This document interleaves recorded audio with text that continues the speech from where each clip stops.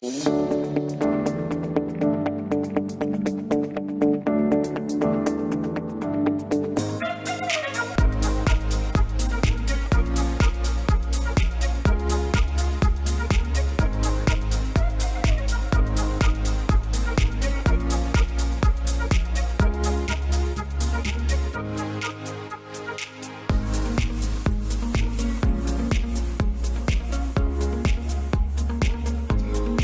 buenos días y bienvenidos a un nuevo Virtual Investment Summit organizado por Fund Society.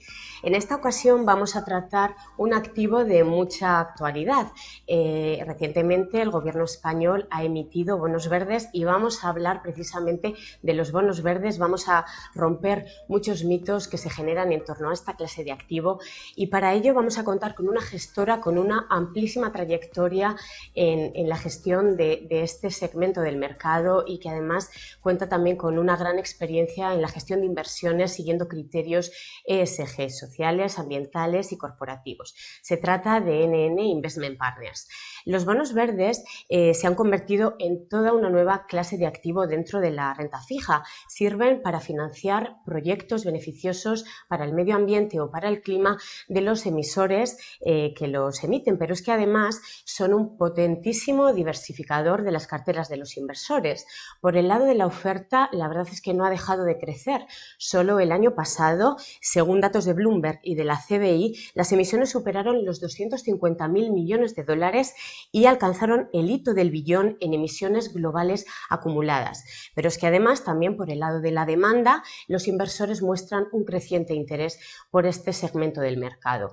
Una tercera pata es la regulación, que está ayudando a la transparencia y a la fiabilidad de esta clase de activo, con una taxonomía de los bonos verdes que tenemos desde el año 2010 y con unos organismos reguladores, tanto internacionales como europeos, que están potenciando la supervisión. Como ejemplo, la Comisión Europea ha anunciado un plan para introducir el estándar de bonos verdes europeos, según el cual los emisores tendrán que cumplir con varios requisitos a la hora de emitir estos instrumentos. En este debate vamos a tratar de todos estos temas, pero me gustaría recordarles también que pueden formular sus preguntas a través de Webex y también a través del email info@fundsociety.com. También les recordamos que este evento podrá validar sus certificaciones de EFPA España. Después del debate podrán ir a la intranet de su web y allí encontrarán un test para tal fin. Y bueno, sin más dilación, vamos a profundizar en todos estos retos y oportunidades que nos ofrece el mercado de bonos verdes y para ello contamos con una moderadora de lujo, Andrea González, subdirectora general de Spainsif, que va a hablar con un gran experto en bonos verdes, que es Douglas Farquhar, miembro del equipo de bonos verdes de NN Investment Partners. Pues sin más rodeos, Andrea, adelante. Muchas gracias, Alicia. Thank you. We shift to English now. Thank you for the invitation to moderate this virtual investment summit from Fund Society. Now I would like to take the chance to present our expert today for the investment summit. He's Douglas Farquhar. He is the client portfolio manager for the green bond strategy of National Netherlands Investment Partners since 2020. Prior to that, he advised companies and institutions on regulation and on the strategy on climate risk, sustainability, and other regulations. And since 2014, he's been involved with green bonds, both from several sectorial initiatives such as Principles for Responsible Investment and Climate Bond Initiative. Douglas, I would like to take more time from your keynote today. I will give you the floor. Thank you. Thank you. So I'm just going to give a very quick update on the green bond market in terms of the outlook on growth and some of the key characteristics. So if we could move to the first slide, please.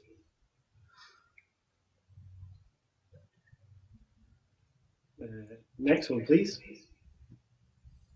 So in February of this year, NNIP increased its growth forecast for green bonds for 2021 from 300 billion euros to 400 billion.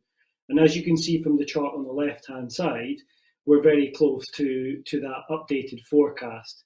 The growth in 2021 has partly been driven by a number of factors. The first is a number of delayed issuances from 2020, where disruption to the markets because of the COVID-19 pandemic meant that some issuers chose to delay the issuance of their green bonds to 2021. What we've also seen so far this year is a number of sovereign issuers. So Italy came to market with their green BTP, Spain, and we expect to see Canada and the UK have just come with their inaugural green gilt as well. Those sovereign issuances tend to be of much bigger size than what we see in the corporate market. And that really has driven the market to pass a key milestone of €1 trillion of outstanding green bonds. So it's already a larger market than the global convertible bond market and the European high yield market. And we think that growth is going to continue. In the next couple of weeks, we're going to release our growth forecast for green, social and sustainability bonds going into 2022 and beyond. On this slide, you can see that the green bond market really is very diversified. However, the graph I'd really bring your attention to is the pie chart in the bottom right-hand corner. So one of the main differences between the green bond market and the regular bond market is the euro is very much dominant currency, whereas US dollar is the dominant currency in the regular bond market. Almost 70% of all green bonds are issued in euro currency. That it is still a global market, however, as we see a number of US issuers such as Apple choosing to issue a green bond in euro, as well as some Asian issuers as well. And that really is because they see a very high investor demand within Europe for green bonds. And by issuing in euros, they tap into that demand. The other point I'd like to make is the rating quality that you see in the bottom left-hand corner. So green bonds very much an investment grade market. We have seen some high yield green bonds start to come to the market in 2021. I think from a market diversification perspective, that's a segment that we'd like to see more issuance from going forward into 2022 and beyond. But it's really important that the green quality of those green bonds maintains the standards that have really been developed in Europe. We move to the next slide, please. So one of the big comparisons really between the green bond and the non-green bond market, you can see here credit quality very much the same. Yield is a little bit higher, and that's really explained by the sector composition. So corporates are a bigger part of the green bond universe, but the sectors within those corporates are fundamentally different. So really dominated by financials and utilities, as industrials and other segments that you see in the regular bond index are kind of underrepresented. Now, we think that the introduction of the EU taxonomy is really going to stimulate further corporate issuance from sectors that have struggled really to define green criteria. So the taxonomy really is going to stimulate further corporate issuance.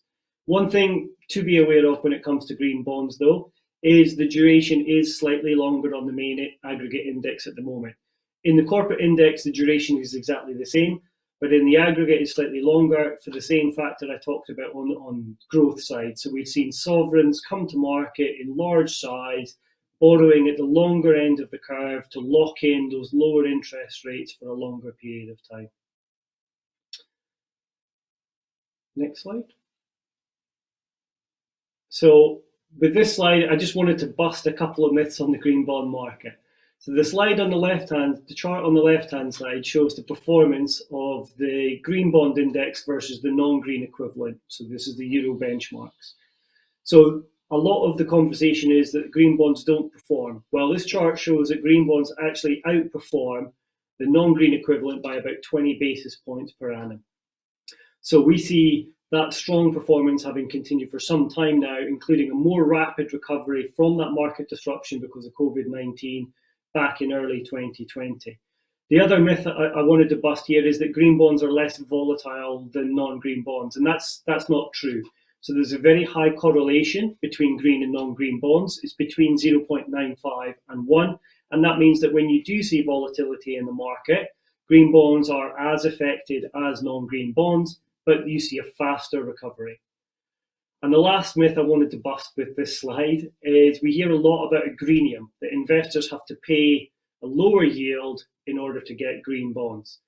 In our experiences, that's simply not the case.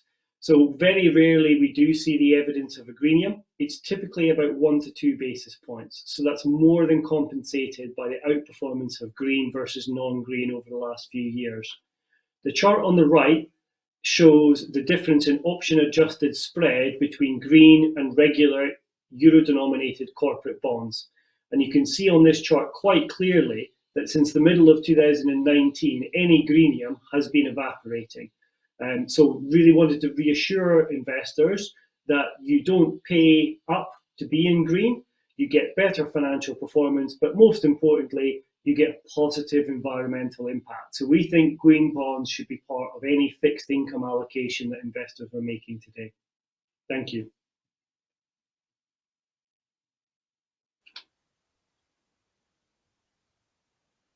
Thank you, Douglas, very much. After this presentation, I'm sure that many topics and many questions might have arisen.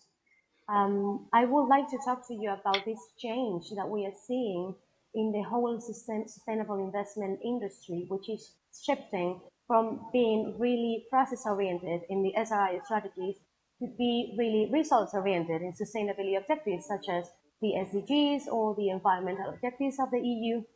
So in this context, the engagement strategy has proven to be really effective when getting real-world impact.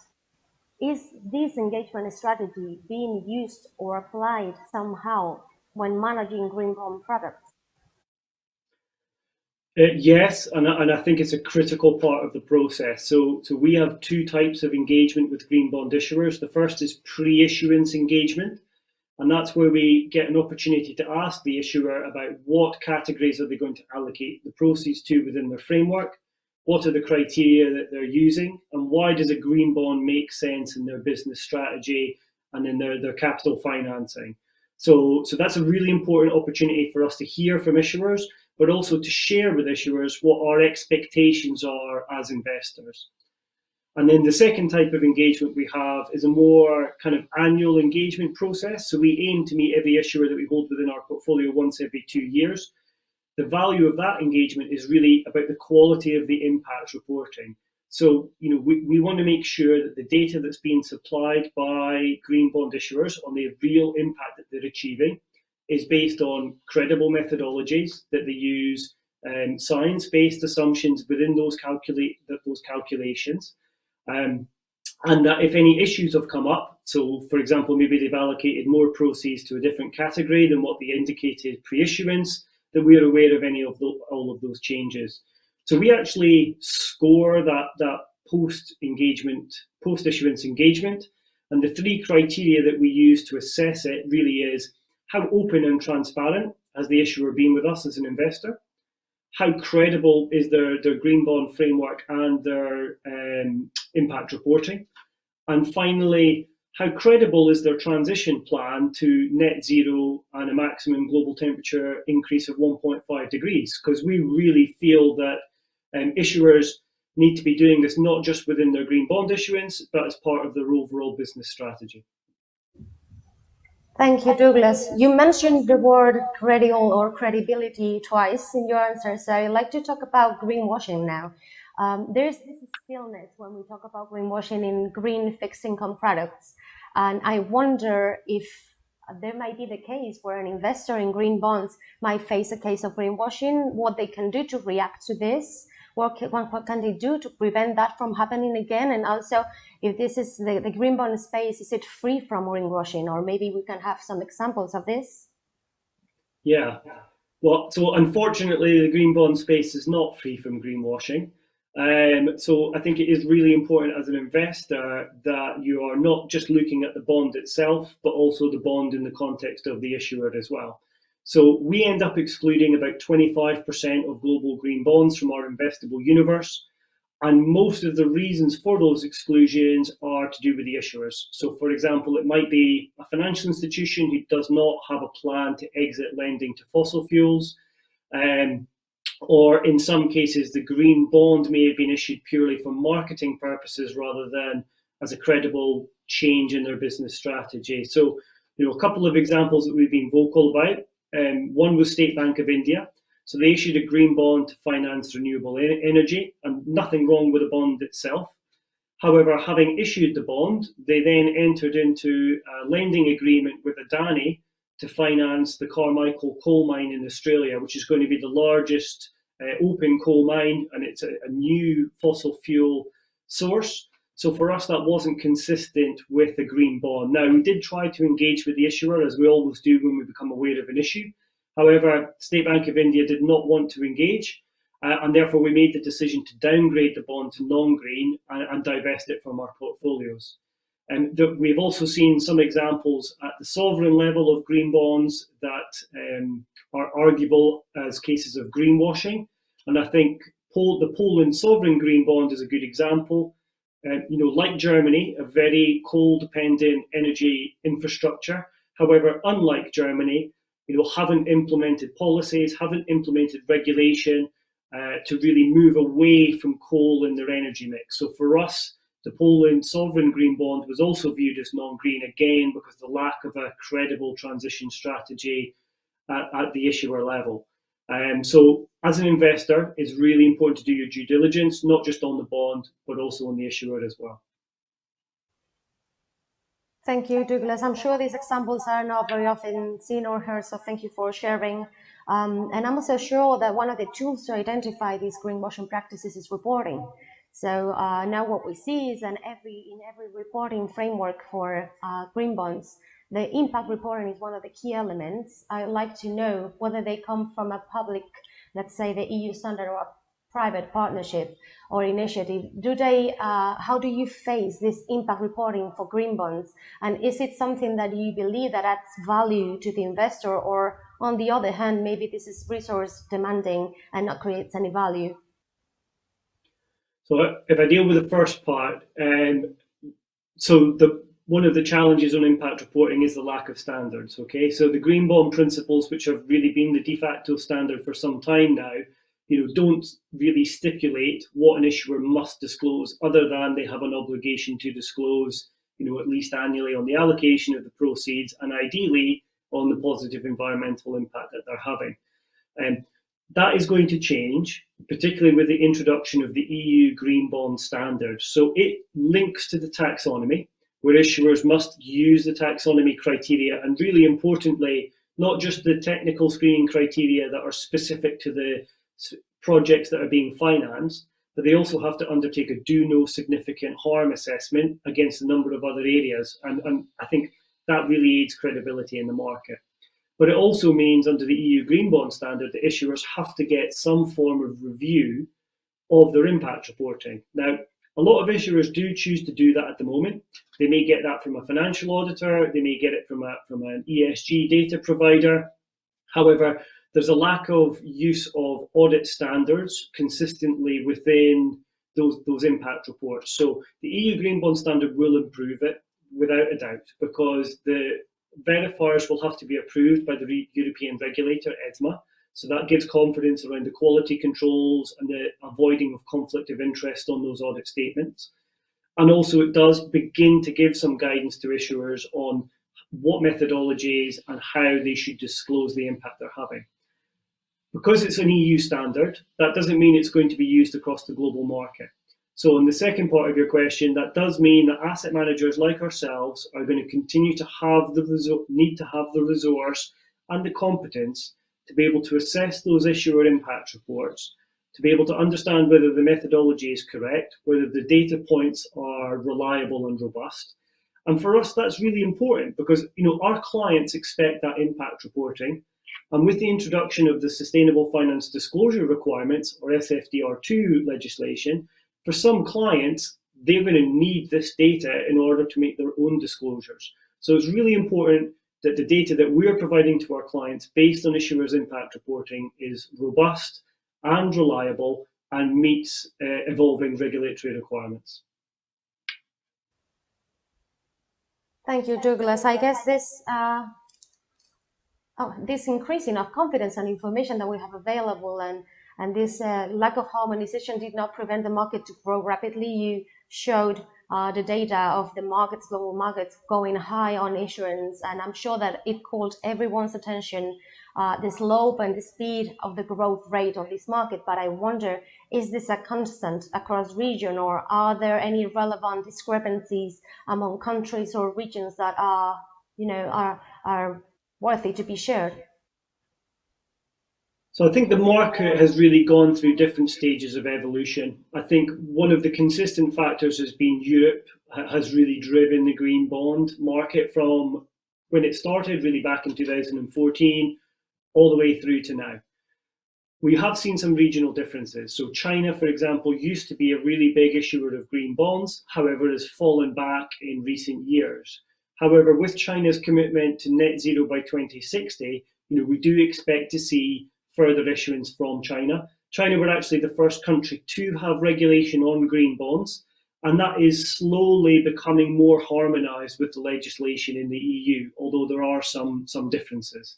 In Asia, staying with Asia for a minute, Japan have really been issuing quite a lot of green bonds in recent years, so that's a really welcome growth that we want to see continue. In America, obviously, we need a more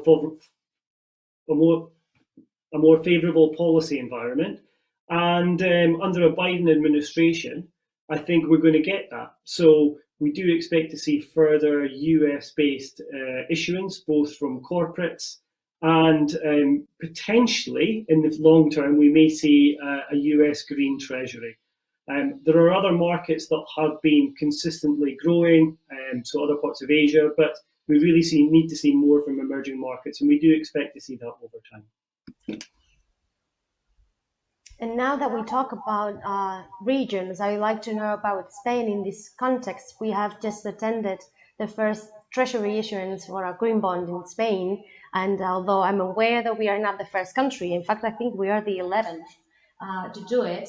Yes, I've read that the use of proceeds of our Spanish green bond is somehow special because it's largely expected to be devoted to climate adaptation. So is this considered something special in the international thinking?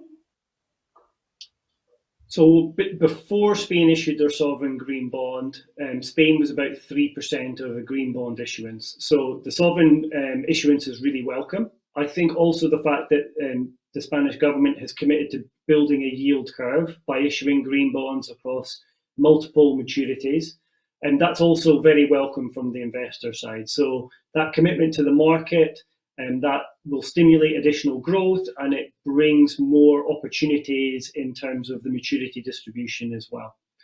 On the green side, it was quite different, the Spain sovereign green bond. So I think firstly, the allocation towards clean transportation, which was the biggest part of the allocation at 61% of the proceeds, that's quite unusual in terms of the government sphere and what categories they allocate the proceeds to. But I think it makes a lot of sense in terms of cleaning up and making clean the transportation system for passengers and for goods within Spain, and to build green infrastructure, particularly around the railways, which are fit for future generations. So that is a really welcome addition. The climate adaptation piece was also very strong in the Spain sovereign green bonds. So the link to the National Climate Adaptation Plan, which is required by all EU and global governments as part of the Paris Agreement, is particularly welcome, as is the commitment to the reduction of CO2 emissions by 23% by 2030. So there's a very clear link between the Spain sovereign green bond and the allocation of proceeds and Spain's regulatory commitments through their National Climate Adaptation Plan, as well as building an infrastructure that will be fit for future generations. So we were very positive on Spain. We're overweight in Spain within our portfolios before the sovereign issuance, and we continue to be very positive on the quality of Spain green bonds, not just the sovereign one. And maybe just on that, I mentioned that we exclude 25% of global green bonds. When we look at green bonds from Spain, we only exclude 9%. So the green quality in Spain is very high, and that's why as an investor, we're very positive on Spain for green bonds. That's great to hear. I'm sure that many of us share my thought that this is This is good news. Now that we talked about Spain, I would like to talk about the regulation. We hear these concerned voices lately on this recently approved EU Green Bond Standard on whether there will be enough projects to be aligned with the EU Green Taxonomy, or whether it will be, how it will be possible to verify all the impact reports that will be around. And these concerns might be threatening to the overall objective of channeling capitals towards the EU environmental objectives. So what do you think that are the main challenges for this EU Green Bond Standard to go mainstream? So yeah, it's a really good question and very timely. I think our challenge as an investor is we need clarity. So the EU taxonomy itself has been welcome, however, it's still not complete. There are a number of sectors that still need their criteria developed, such as telecommunications and sustainable agriculture. So that raises some questions as to what happens with those sectors where the taxonomy is, directly linked to the EU Green Bond Standard. Now, at NNIP, we're going to continue to use our own criteria for those sectors. And we have been integrating the taxonomy into our Green Bond framework where we agree with the criteria. So, there has been a lot of debate about whether gas will or will not be included in the taxonomy. For us as a green bond investor, we would never accept gas as an eligible use of proceeds for a green bond. So we try to pick the best parts of the frameworks that are out there in terms of our criteria. But what we really need for the taxonomy is we need that to be complete. And we also need some clarity about how is the EU Green Bond Standard actually going to work? Is it going to be, it will be voluntary for the first couple of years, but does that mean that it applies to issuers from Europe who are issuing a Euro green bond? Does it apply to green bonds that are being marketed to EU investors? Does it apply to green bonds that are in Euro currency? So we really need to see how it's actually going to be implemented. And the other factor is really, we've seen delays. So linked to SFDR2, the EU taxonomy, as well as the EU Green Bond Standard, those look like they're all going to be delayed until at least the middle of next year. So there's a good thing that we're starting to see some alignment of the regulation rather than it all coming in different parts.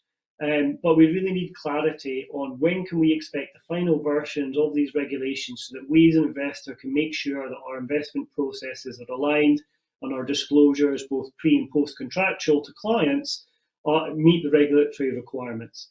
So we are already doing a lot of work around taxonomy alignment. One of the challenges there is that as an asset manager, we are required to disclose against the taxonomy 12 months before green bond issuers and corporates. So there's a real data challenge there. Now, we spend a lot of time and energy collecting our own data. For our main green bond fund, we currently assess that we're 67% aligned with the EU taxonomy.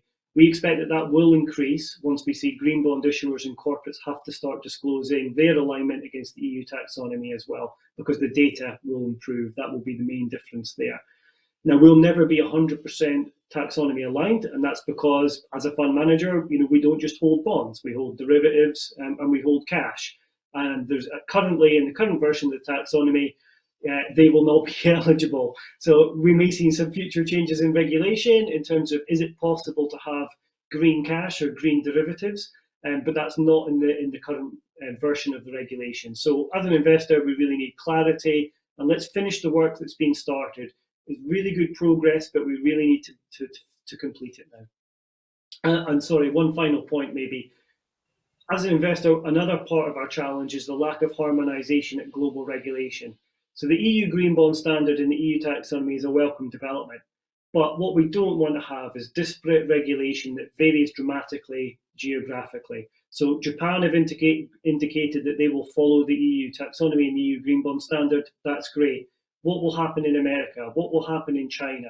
What will other countries choose to do in terms of green taxonomies? What will the UK choose to do?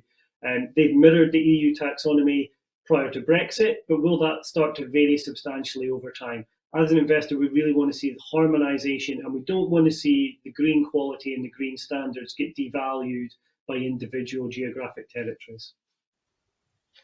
Yeah, definitely. This is a really complex Sudoku where all the pieces need to work perfectly at the same time if we want to have the final expected product. So it is really, really hard to have it. And also in the international context, it gets even more complicated. So definitely there is a lot of work ahead. And talking about also the scope of application of this EU Green Bond Standard, it both applies to corporates and sovereigns. I would like to know, because we got both issuances, but maybe what triggers this happening is different across one or the other. Are there any differences from the asset manager point of view while managing sovereign or corporate issued green bonds? So there are a couple of challenges. The first is that on the sovereign green bonds, we tend to see less clarity on where the proceeds are ultimately going to end up. And that's normally because the green bonds will go into a state budget and will then be allocated out from there. So you don't always see kind of the end point in terms of that proceeds allocation. That can also have a negative impact on the impact reporting, because sometimes then it's difficult to get the specific data on the projects that have been financed with the sovereign green bond. So that's one challenge. The second challenge is with the regulation, actually, what we've just been discussing. So within the EU taxonomy disclosures that are required as an asset manager, which we need to start disclosing from January, because we are classified as an Article 9 fund, an impact fund, sovereigns are specifically excluded from that calculation. And that's primarily because of the poor data quality at sovereign level on CO2 emissions. So the EU made a decision in the regulation to exclude sovereigns from asset managers' calculations. It also creates a second challenge in the same area, which is the EU has published what's called Paris-aligned benchmark regulation. So these are technical specifications that if a benchmark wants to say that it is a Paris-aligned benchmark, have to meet. Now, those regulations also stipulate that no benchmark that contains any sovereign issuer can be classified as Paris-aligned for the same reason, poor quality carbon data at sovereign level. So those are some of the challenges that we as an asset manager and the industry as a whole, to be honest, including the benchmark providers, are going to have to start to work through, in the next few years, particularly as we are being expected to disclose more. I think what we want to see is a consistent and harmonized response as much as we can. And that means we need to see data quality improvement at the sovereign level so that there's less pressure on us as an asset manager to try and fill in those gaps. Thank you, Douglas. And now that we've talked about regulation, harmonization, quality, I'd like to talk about, the million-dollar question, which is financial performance. So we've seen that both markets, like the market of green bond, has grown proportionally more than the regular bond market, and this gap is getting bigger and bigger every day. However, an investor might think that the green bond, for being considered green, need to deploy many resources, at least from the asset manager, to get all the information that's needed for this to be reported, and that might be costly. Is this really affecting financial performance, and are investors still concerned about this? So I think it depends on the solution that investors go to. So there are a number of both active and passive green bond funds out there. The risk on the passive side is that you have to accept what's in the benchmark. So for example, Queensland Treasury Corporation in Australia have issued a number of green bonds. They are also financing the Carmichael coal mine. Those green bonds are in all of the benchmarks. So therefore, if you're a passive green bond ETF, you will be more exposed to the risk of greenwashing. And so that's the first aspect. I think the second aspect is on, as you mentioned, on financial performance. Because the market is growing rapidly and we see a lot of new issuance, as an active green bond fund manager, we can harvest that new issuance premium as an additional source of alpha. So again, I think that pushes investors towards saying that maybe for green bonds as an asset class, I think active rather than passive is probably the way to go to get that additional financial performance and to mitigate the risk of greenwashing. But that doesn't come at the cost of high fees. So, in our case, we charge 33 basis points for the green bond funds. So we're very much in line with typical bond fund pricing. The additional resource, the additional capacity, the additional data that we need in order to make sure that our green bond fund is genuinely green that's not always a cost that's passed on to investors in the form of higher fees. So there's a wide range of funds out there. I mean, we've seen 17 launched so far already this year, with another 15 planned launches before the end of the year. So there's a wide range of options for investors to choose from if they want to start to allocate to green bonds. I think making sure that you understand what the eligibility process that the fund uses, what the outperformance target is versus their benchmark, and what the fees are all elements that an investor needs to consider. Thank you, Douglas. And now I would like to talk about NNIP's offering of green bond products. I know that the impact equity strategy use SDGs as a launch jack against which companies are assessed. Are you focusing on one aspect more than in others? Why is the logic between the choose that you're making there? Well, so on the green bond side, we don't specifically target an SDG. However, because of the very nature of the asset class, we have 100% exposure to SDG 13, or climate action. However, that's not the only SDG that we have exposure to. So issuers are more often now providing their impact report mapped against different SDGs. Now, we don't take that for granted. We make sure that the SDGs have been correctly mapped. Which means in our fund, in the green bond fund range, we also have quite a high exposure to SDG 7, which is clean energy, and we also have quite a high exposure to SDG 11, which is sustainable cities and communities. So those are not the only SDGs that we have exposures to through the green bonds, but they're the ones where we have quite a meaningful positive impact. So again, SDGs are a really useful tool. They're a commonly understood set of KPIs. They're quite robust in terms of the assessment methodology because there are 189 underpinning KPIs that issuers can use. So for us, that makes it relatively straightforward. And I think we're going to see more desire on the investor side to see disclosures that are aligned with the SDGs.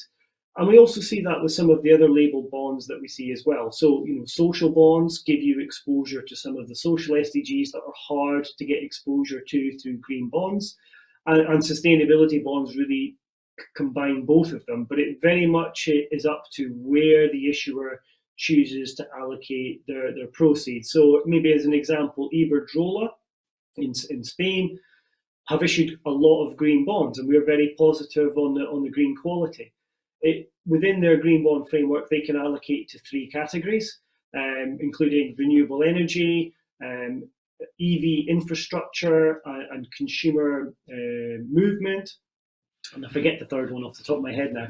But almost all the allocations that they've done from the green bonds they've issued so far have been towards renewable energy, primarily offshore wind and onshore wind, which means their green bonds have got exposure to SDG 7 and SDG 13. If in the future they start to allocate more proceeds to the other categories that are in their existing framework, then they would get exposure to other SDGs as well. So it's not just really what's in the framework. It's really important to see what are issuers actually allocating to what extent within their framework, so that as an investor you can get a feel for which SDGs you've got exposure to and how much. Yes, definitely. There are some SDGs which are more investable than others. Overall, the ones focused on social metrics, which are, I wouldn't say less trusty, but they are more recent. So what's NNIP doing in this regard? Are you getting ahead of the market and tackling the investment universe to make it larger somehow? So with social bonds, so we're looking at that label now, and that market has grown dramatically over the last 2 years. However, as you say, it is still a very young market, which means it hasn't got the same standards that have been built up over time that green bonds do. And I think for us, it would be relatively straightforward to come up with the social framework. I also think the fact that the EU is committed to building a social taxonomy in the same way as they have with a green taxonomy would be a welcome addition for investors in terms of setting those minimum thresholds and criteria. Social bonds are slightly more challenging because it's not just about the category that you allocate the proceeds to. You also need to identify which part of society is ultimately going to benefit from the allocation of those proceeds. So whether that is access to healthcare, whether it is addressing fuel poverty or vulnerable people within different parts of society.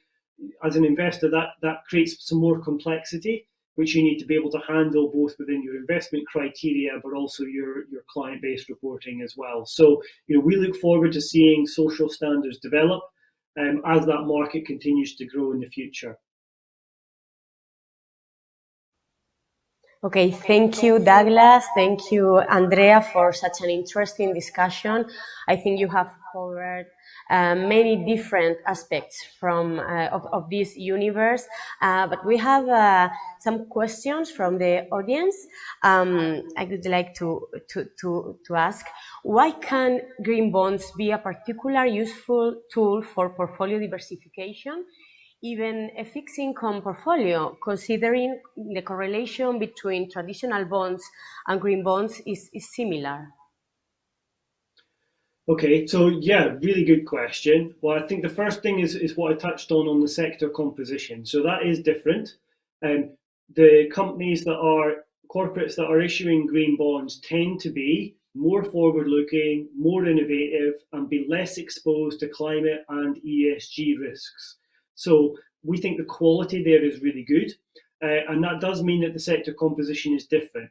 That gives you some pickup on yield, which as an investor is always welcome, and that is partly why you get that outperformance of green bonds over time as well. So we think that makes sense from a financial perspective. Duration, you need to be aware of. We offer a short duration green bond fund where the duration is hedged to 2 years. So there are options for investors so that you can match any allocation to green bonds, both from a high-level sector composition, whether it's government versus corporate, but also on duration as well. So having that full fund range in NNIP means the building blocks are there for investors to combine against their fixed income allocation. And then the final point I would mention is that when you look at what percentage of euro-denominated investment grade bonds have some form of label, whether it's green, social, or sustainability. This year, we're at 21%. So 21% of all euro-denominated investment grade bonds have some form of green, social, or sustainability label. As an investor looking at your fixed income allocation, that gives you a really good idea in terms of what percentage of your allocation you could be allocating to green bonds, to social bonds, to sustainability bonds. It also gives you a clue in terms of the potential growth of the market, because if you take that 21% and apply it to global investment grade, you see what the growth potential is for the asset class. So I think green bonds have proven themselves. The characteristics are there. As an investor, it's really about making sure that the way in which you invest in green bonds does align with your investment beliefs and your fixed income allocation. But all the tools are there for you to do that. Thank you, Douglas. And very interesting your point about duration. Actually, our second question was about duration. We can all agree that given the nature of the green bonds, an aggregate green bonds portfolio may have longer duration than a traditional fixed income benchmarks. What would you say to an investor that do not want to assume high duration? Maybe just partly covered that, but yeah, I think look for a shorter duration green bond fund. In our case, we choose to apply the shorter duration through a futures hedge, and the reason for that is that there is very limited availability for short-dated green bonds. They also tend to be very expensive, and they also carry refinancing risk as well.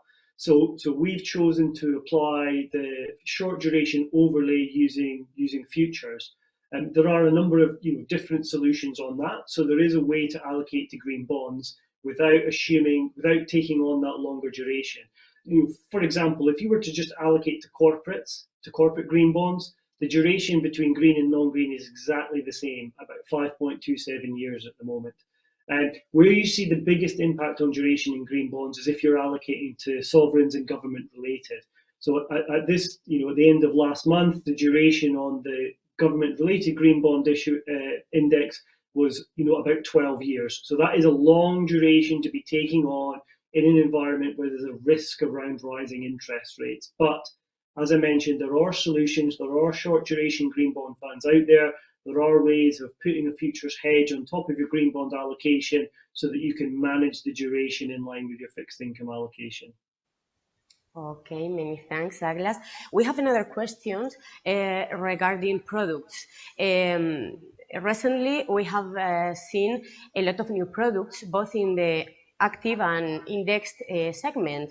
The question is, in your opinion, what is the most appropriate way to invest in this market? Which investment style fits best for the asset class? Yeah, so I think we've touched on some of this, but I think I would reiterate, to be able to get that additional financial performance, to capture that new issuance premium that we see from a very quickly expanding green bond market, you really need to be an active manager. You can't afford to wait for the benchmark rebalancing at the end. Also, there is that risk of greenwashing. You hold what is ever in the benchmark. It depends on what that benchmark provider's criteria are for eligibility. So you're really, trusting the benchmark provider, and they may not have the same view on what is green and what is not green as an investor. And maybe finally, we find, unfortunately, benchmark providers do make mistakes. We have to frequently contact the benchmark provider to say, you've included a bond in the benchmark, which even the issuer didn't label as green. So, mistakes do happen. And if you're in a passive fund, then you're maybe more exposed to those mistakes as well. So, in our view, because of that risk of greenwashing, because you want to get that additional financial outperformance in green bonds, active is really the right option for an investor to choose. Okay, many thanks. You have talked before about the growing issuance in different markets, in Spain and also in the international markets. We have a question regarding the size. How big could the green bond market become in the next future? And is it a proof that the market is no longer an investment niche, but an asset class itself? So I definitely think it's an asset class itself. As I mentioned, we're past 1 trillion euros of outstanding green bonds. It's a bigger market than the global convertible bond market, than the Euro high yield market. So, we think this is an asset class that's past the point of being niche. And is here to stay. The really difficult question is, where do we end up? What does the market size end up being? When we look at the growth that we've seen this year, we expect to see continued growth in the green bond market. A lot of the structural reasons that is growing quite rapidly are going to continue to be there. Countries needing to finance their COP21 in Paris, their Paris and COP commitments, as well as the national climate adaptation plans. Corporates who need to accelerate their transition to net zero, particularly as more and more corporates are signing up to science-based targets and to the net zero goal, they need to finance that transition as well. And green bonds as an asset class are really tailor-made, to do that. So I think those structural reasons are not going to change. I think the question that we have is, will the market grow fast enough? So this is a really cool, key tool that we have to try and cap global temperature change to a maximum of 1.5 degrees and to achieve net zero. We really need green bonds to continue to expand rapidly, to continue to grow as an asset class without compromising the green quality. It is a key tool to us achieving what we are all trying to do in terms of global temperature change and the fight against climate change. So I hope it continues to grow. I hope it continues to grow even more, but not sacrificing the green quality. What we don't want to see is bonds labeled as green that aren't green. We don't want to see issuers trying to take advantage of the interest in green bonds to push something out for marketing purposes. We want to see green bonds used as a valid tool in the transition to a low carbon economy. Thank you, Douglas. We have one last question about SDGs that have just turned 6 years old. The question is, can you give us some examples of how green bonds can help to meet them, at least some of them? Sure. So SDG 7, clean energy, is relatively easy. So green bonds are financing a lot of renewable energy capacity. So whether that's wind, offshore, onshore, photovoltaic, that's a really big use of proceeds. In fact, that's the biggest category of use of proceeds within corporate green bonds is renewable energy. So you can see a direct link there between what green bond issuers are financing and the achievement of the SDGs. Obviously, it also contributes towards climate action as well. And we also see investments in electric vehicles, both from automotives in setting up the production facilities and actually making the electric vehicles, but also from utilities and grid operators rolling out the charging infrastructure that we need for electric vehicles to grow to the level that we need as a world. So I think those are two really tangible examples. There are other areas as well. So for example, SDG 11, sustainable cities and communities, green buildings are another really large category in terms of the allocation of proceeds within corporate bonds. And also we see in some cases within sovereign bonds as well. So, having office buildings, having residential homes that are built to really high sustainable standards, so with sustainable materials that are very heat efficient, and that lowers bills for people living in those buildings, which is good from a financial perspective, particularly as we go through the economic disruption in recovery from the COVID-19 pandemic. But it also means that we're having a positive contribution towards those SDGs as well. So there are a lot of other examples I could quote. I mean, one of the other interesting areas, the difference between sovereign and corporate green bonds, is that the biggest category that sovereigns allocate towards is sustainable agriculture. Now that's an SDG as well. Life on land as well as life below water, that's a separate SDG. So it is interesting to see that within the sovereign green bond issuance, we do see a lot of proceeds being allocated towards those SDGs as well. Thank you, Douglas. It has been very instructive and very interesting. We have to leave it here. Douglas, Andrea, thank you very much for your time. And thank you also to the audience for being with us one more time. We would like to remind you that this event has been recorded, and in the next few days you will receive an email with a link to access it. We are looking forward to seeing you soon in next events, virtual investment summits. We will come back with new ideas, new proposals. Thank you very much for being with us one more time.